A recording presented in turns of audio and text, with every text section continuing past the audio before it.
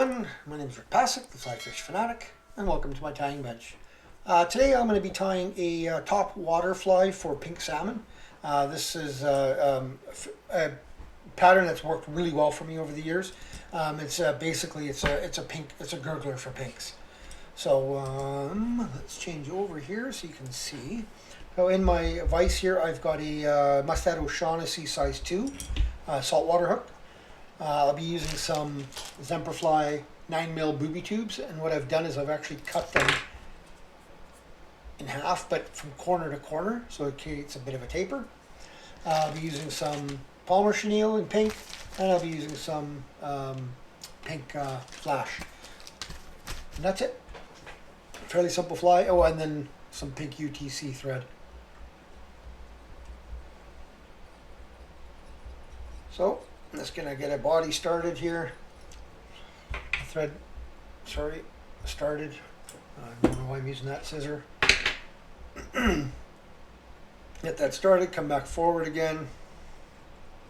I want a bit of I want a nice pink underbody in this one as well, and it'll get nicer as I go here. Let's see if I can focus that a little bit better. I'd have to just move the camera a tiny bit.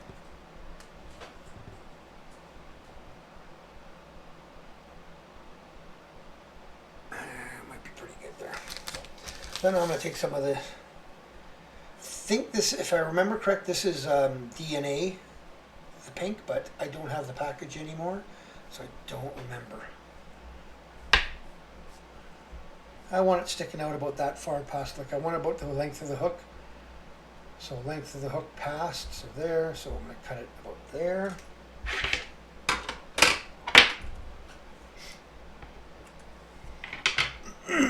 Just lay that on. Keeping it on top, if at all possible. Making sure my thread is flat, and then open wraps. Bring it back roughly to the barb. Go under the tail and over, and that's it. So now you can, if you want to, just cut this a bit, but make it random. Don't cut it straight because that looks like crap. So. Right, sorry you don't see the whole fly, but if I go too far, I have to change my lens, and I don't feel like doing that right now. So, so now I'm gonna take my booby foam and I'm gonna tie this on like this. So I'm just gonna tie that in. Just gonna double check to make sure. Yeah, that'll be okay once it's folded. And just tie that in nice and tight. And then I'm going to take some of the pink Polymer Chenille. Is that going to be enough? Yeah, it might be enough. We'll find out. Bit of the pink Polymer Chenille. Make sure you tie it in by that center cord.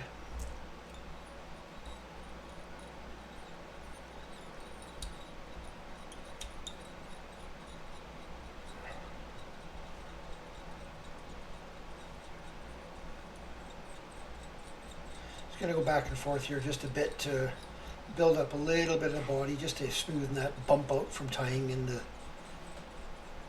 the foam. Not going to make much of a difference, but just for my aesthetics. Come forward right to the front here, and then I'm just going to palmer this forward, making sure that this lays back every time. Every time around I want it to lay back. And I'm gonna leave a little bit of a gap. I've got one I call my pink killer. I leave quite the gap, but this one I want a little bit more material in here, so I don't leave quite as much of a gap when I'm wrapping forward.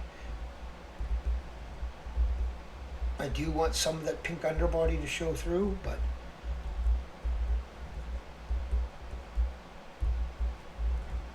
and then right about here, I'm just going to double check.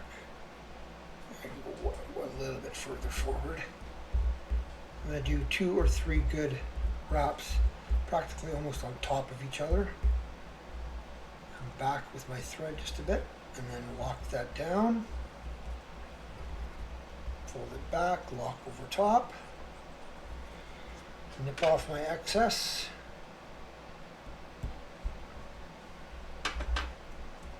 Then I'm going to try to stroke as much of this down as I can. Quite often I'll just pinch it like I am right now, but sometimes I'll just actually take a brush and stroke this material down because I want it down. I don't want it under there, right? So, and then I'll just stretch this out. Make sure my thread is flattened. Back over. Also don't want it in my eye there, right? So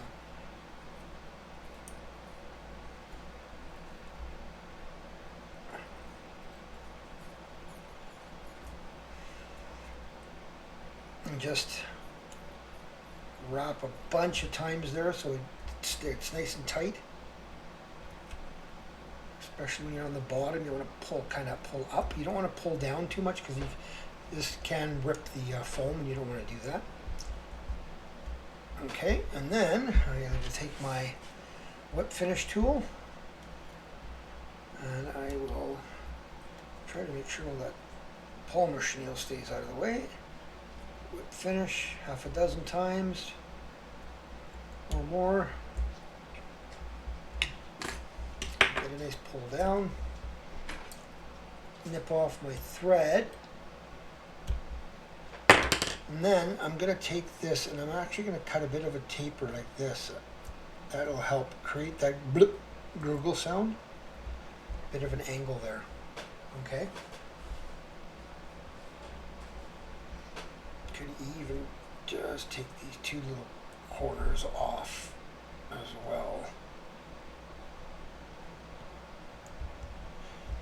So that's the fly. Now all I got to do is just put a dab of head cement, and I put it right in where, obviously where I tied it off, so I'll put it right in there.